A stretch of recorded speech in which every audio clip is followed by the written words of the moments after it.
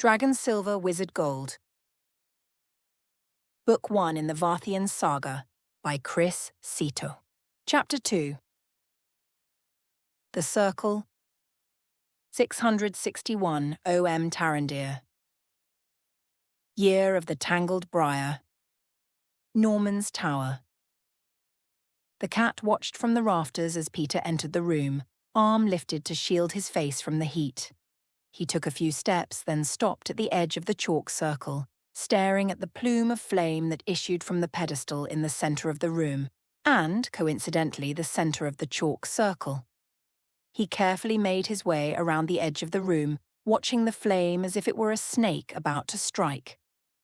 As he moved, he frequently stopped to check various things he passed, under the bed, behind the bookshelf, inside the cupboard.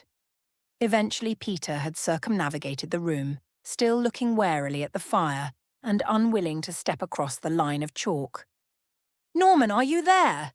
issued tentatively from his lips. The cat could have told Peter where Norman was, but Peter hadn't asked her. Peter barely seemed to notice her these days, so two could play at that game. She wondered why Peter didn't use his magic to find Norman. She could smell it in him, a great throbbing pool of force trapped away where nobody could get to it except Peter. But then again, he never used it, much to everybody's bewilderment and frustration. He was circling the room again, looking everywhere he had looked before, and some places he hadn't, like behind the mirror and under Norman's pile of dirty socks, calling Norman softly each time he lifted an object or opened a drawer.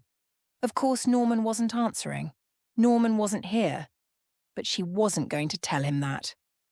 Not until he spoke to her first, she decided.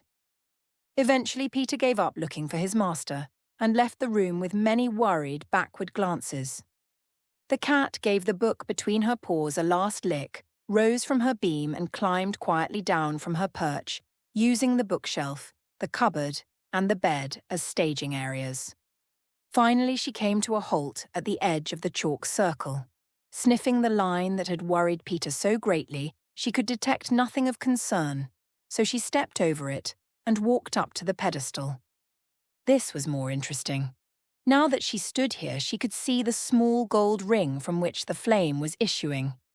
To the cat's sensitive nose, it smelt like warm cinnamon rolls straight from the oven, and she started to lap at the fire, drinking the magic that was issuing steadily from the ring.